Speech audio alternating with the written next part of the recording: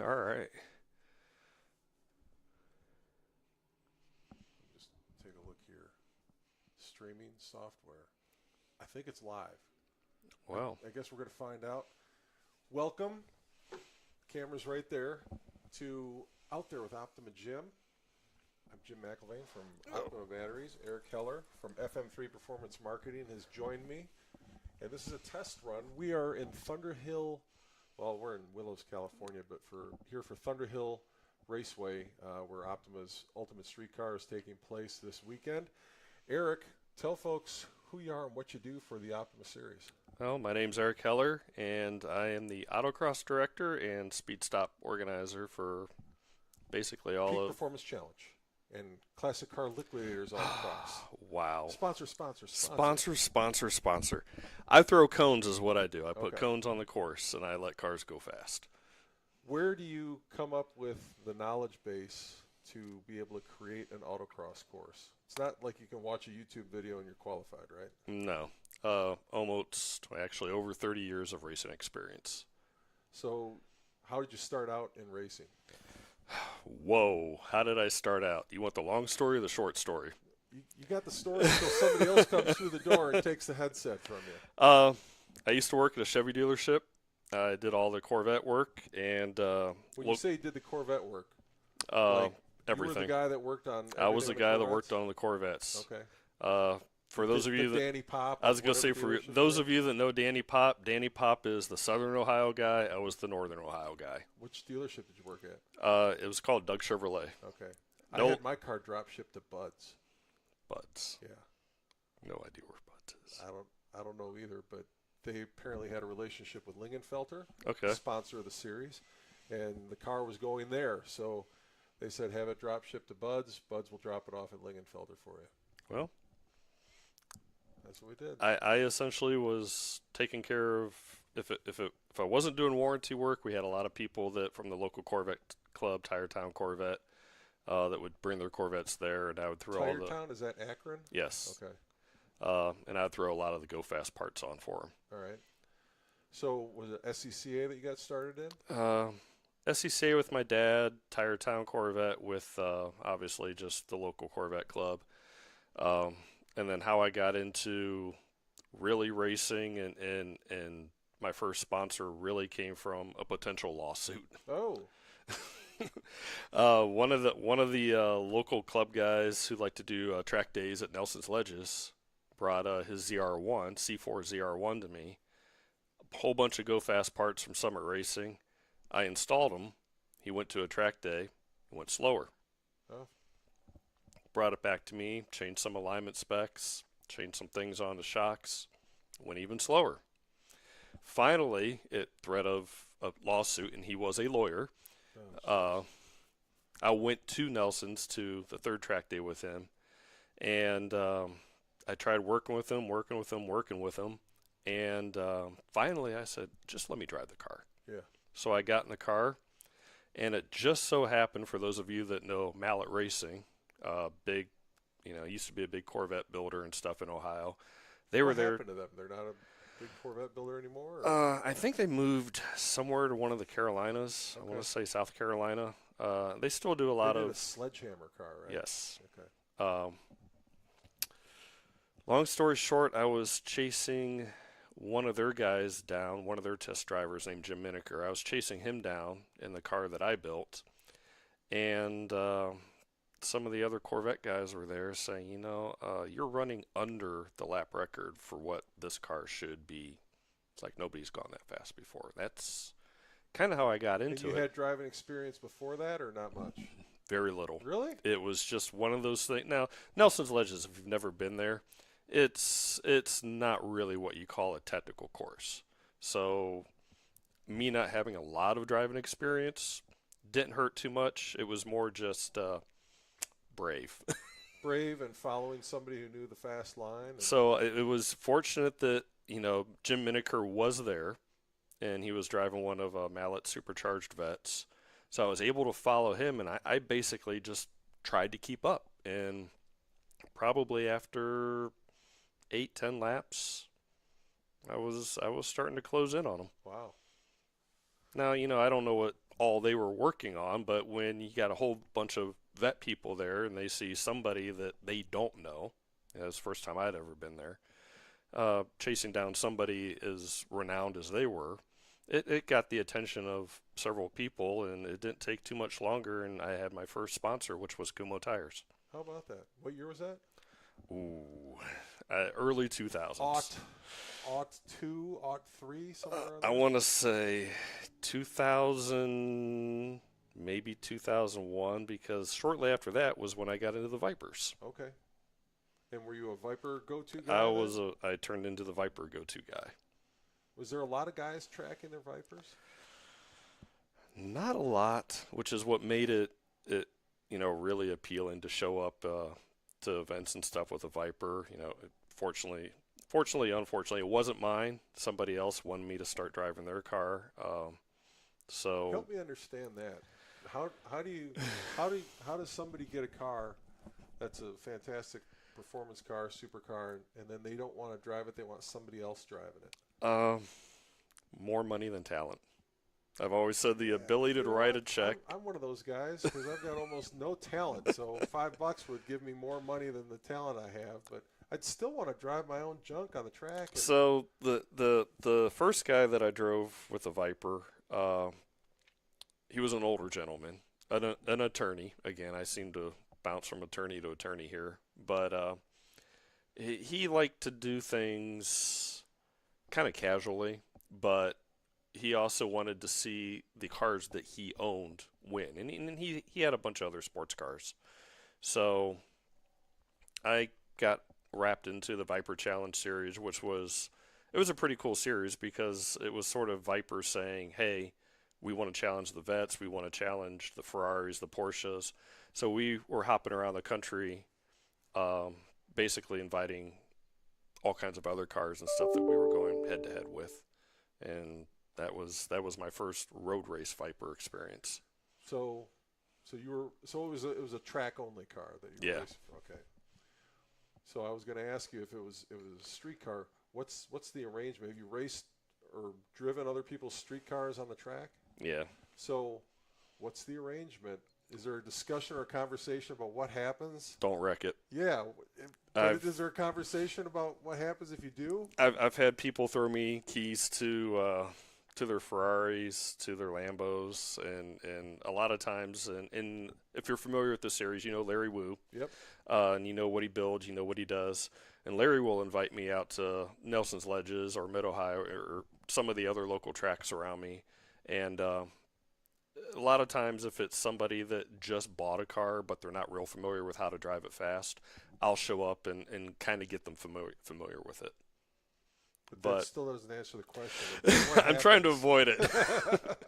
So those of you that know me, I do tell the story of when I was doing a race and a Honda CRX blew its engine right in front of me when I was in the Viper, and I rolled the Viper. Oh, Just right in the braking zone. It was where it was at Mid Ohio where some of the smaller cars, we had the engine, the horsepower in the Vipers, but obviously they're not going to corner as fast as some of the little ITA, little real small lightweight cars, almost like the old British touring car days where you had the little minis going up against the Mustangs. So that was sort of what was going on. okay. And this was just a practice session. So, it wasn't too much of a big deal having those guys out there until he blew his engine, and I went end over end over end. Wow.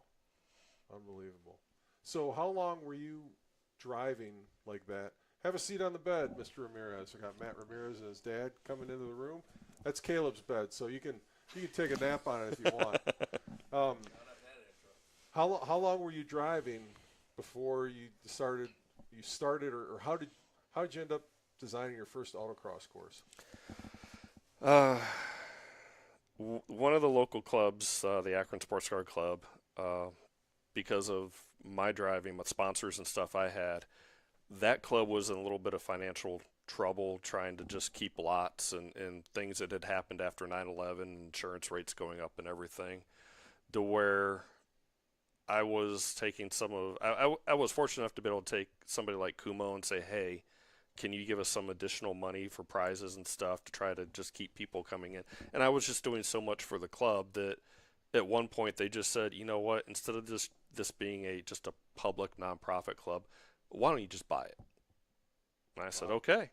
So once I became in charge of everything, it was sort of I was nervous about having somebody else because it was a business that I now own. Liability, right? Yes. So I started doing the courses, and it turned out that, hey, I was pretty good with it. So, my courses got pretty well known. I went to the SCCA Nationals many times. I was course chief. I was asked for input and stuff on different courses and stuff. And it's just something that one of those things that I have done also, Miata racing, front wheel drive Honda Civic racing. I've driven so many different things that I can just sort of look at a blank slate and know where I want to put cones, and I've usually got a theme that I like to follow for a season or two. Okay, so we're getting into the course that you've laid out for tomorrow for the Classic Car Liquidators Autocross. Matt Ramirez is in the room. We're going to ask him his opinion as soon as we get him on, but you've given them pick your poison option on this course. Can you describe it, and then what are the pros and cons of the choices that the people have to make? So, with a series like Jimmy's that I've been involved with, I like to do similar things for a couple years, and then just to keep things fresh, I like to start throwing wrinkles in. So 2 years ago, I started with the optional slaloms, which really isn't a new thing to autocross, but if you haven't gone out and tried different series that may have them, it was something new to where, you can enter the slalom left or right, which, could affect your entry speed. It could affect your exit speed. It throws a different wrinkle in there. You really got to know yourself as a driver, the car you have, and the car setup you have. This year, I'm toying with, again, something a little bit different. To myself, everybody's been calling it pick your poison. I call it the washing machine because Right. it's just, you just get in there and you just don't know what's going to happen, right? Things could go every which way. But it's a big box. It's sort of like if you took a skid pad and put cones around it. Okay. But you can go in. It's got one opening going in, but you can go two different directions. So you can go clockwise or counterclockwise around the box. The way this one's set up, you can get into it really fast, and you can come out of it really fast, but you're driving a much longer distance. Or if you go the other way, you've really got to slow down. You're really going to be pinched off, and you're going to come out of it much slower. Coming out of it, it leads into a really long straightaway. So you really got to know your car, your setup, how well you can turn. And some people, even if you had identical turns left and right, radiuses, distances, and everything, some people will just naturally turn better one direction because they don't like to look across the car to make the turn. They like to see the cones right on their inside. So just depending on which way, some people will just naturally turn one way better. Okay. So there's a lot of thought that goes into this box and how you want to go in and come out of it. I'm going to pull this up. Let's see. Analytics. See if there's any chat in here. First time for me. I'm just trying to see if there's comments. Matt, are you looking at it to see if there's comments? So there's a lot of thought that goes into There we are.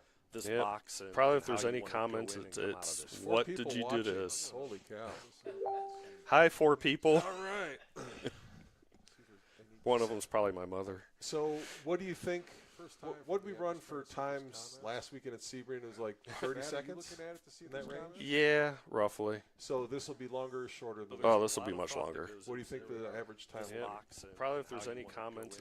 I didn't take a test run in the rental car this time, and normally if I take a test run in the rental car, the people that I know, like Sobe or Ramey or something, I can usually guess within a second or two. But this one with the box and which way you go and roughly 2 different optional slaloms. Oh, this will be much longer. If I had to guess, I think we're going to be somewhere in the 42 to 45 second range. This time. Normally, if I take a test favor run rental car, particular type of car, the people that I shorter know, like wheelbase, Sophie or Amy or bigger something, horsepower, I can guess. With drive. When I set up courses, I try not to. Obviously, the lot itself will dictate what I can and can't do. If I got a really small lot, then obviously a small car is going to do best. But if I got something like what we've got today, where we've got all this extra skid pad and room and everything, I try to have areas that, all right, this is clearly a horsepower run. When I set up this is clearly thread the needle. Something that obviously isn't going to favor too many types of cars. You got to have a car that's just good at everything. Okay. Post and read very little. You don't have to post anything. I said read very little. All right. Well, Eric, thank you for stopping by. No problem. Popping the cherry on and read very little. Live stream. We're not even going to call it. It's not a podcast. I said read very little. All right. Everybody's got a podcast. Yep. We're just practicing. We're practicing. This is the new benchmark. All right, Matt Ramirez. You're Alrighty. up. Thank you, Eric. Yep. Thank you. Eric Heller, ladies and We're gentlemen. practicing. Oh, there's 6 people watching now. The new benchmark. Yep. All right, Matt Ramirez. 7. Alrighty. Thank you, Eric. Yeah. Thank you. Eric Heller. 7. Matt Ramirez is on deck. Come on up to the hot seat. 7. Yeah. Thank you. All right. Sounds good. 7. Matt Ramirez. Guess I should only is say on deck. Come on up to I the should hot only seat. say nice things about Eric's course. Is that what we're saying? I will say quickly. It's the best course I've ever seen. Matt Ramirez is from Porter Ranch, Guess I should only California. say It was a 2005 Mustang? 2004. I should only say nice things 2004 about Eric's Mustang course. Is that what we're competes in saying? the It's the best course I've ever Viking. seen. Matt Ramirez is from Porter Ranch, Guess I should only say California. It was a 2005 I'm saying it slow. It's that one's not a change. It's like, is it a change or not a change? All right, so you walk the collect. Classic car liquidators autocross today. I did. What'd you think of the course? I walked it 3 times with CB Ramy and a few others. Where's CB's car? Is he at the far end? He is at the far end. He's driving a C8 Z06. Oh, I walked it 3 terrible. times with CB I was Ramy and a hoping few for the others. 912. He's hoping to get it done by He is at the Laguna, far I think, end. so he's driving a C8. What'd you think of the course while Eric is still here? I honestly, it's probably the biggest course he's we've hoping to ever get it had. done I don't know if that's true or not, but there's a lot You of got the elements. track courses though. You didn't run it in Okay, that's true, but I And consider you've done that in Las Vegas. I consider track crosses different than autocross, in my opinion. They're just different, 2 different animals. But for this, there's so much real estate. I like the optional slaloms. I've talked to a dozen competitors, and they gave me 50% different ideas on which way they're going. It's like right, left, left, right.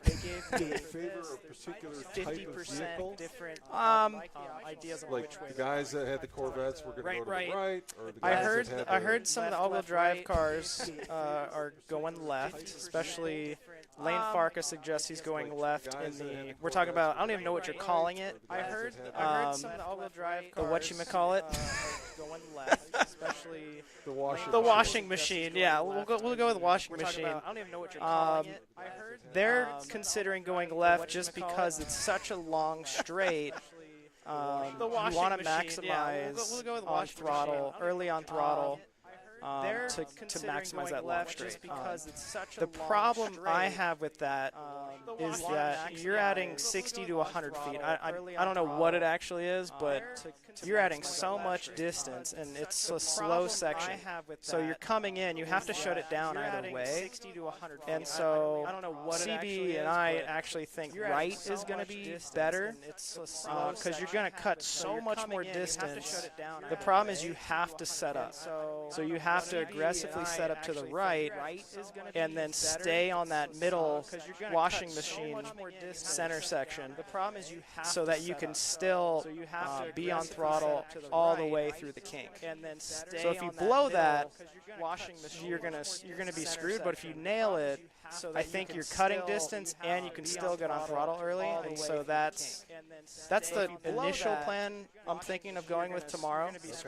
But really, I think I'm going to try both ways in the morning because we have the afternoon. So I think it's a section where you really want to try it one way, try it the other way, make a decision for the rest of the day because we have the take an opportunity so to plug I the think it's a section where you really want to try it one way, try it the other way, playlists make a is the decision classic for the car rest of the day. liquidators autocross.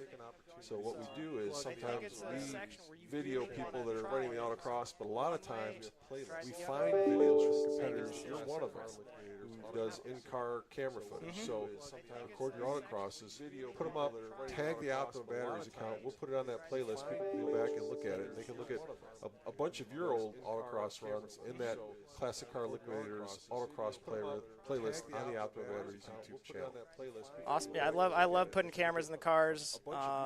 You know, I can't watch enough video and data, and you know, Solo Storm is what we're running, and Race Capture, and you know, I love putting. Dave and I share data after events, and we're always trying to get faster. So.